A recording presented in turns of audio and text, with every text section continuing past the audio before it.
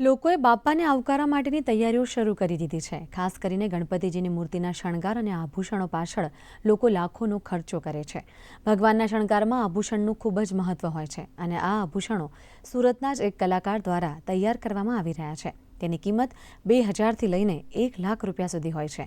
સુરતના અંબિકા નિકેતન પાસે રહેતા અને ગણપતિજીના આભૂષણો બનાવવાનું કામ કરતા પરિમલભાઈ ગજ્જર પાસે સુરત સહિત સમગ્ર દક્ષિણ ગુજરાતમાંથી ગણપતિના આભૂષણો માટે લોકો આવે છે।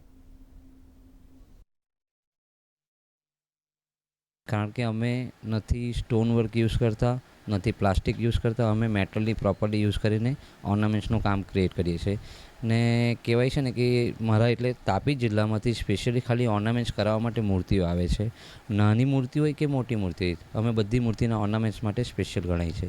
ને અમારી સ્પેશિયાલિટી એક છે, દર વખતે અમારી પાસે એક ડાયમંડનો ગણપતિ બનાવવામાં આવે છે।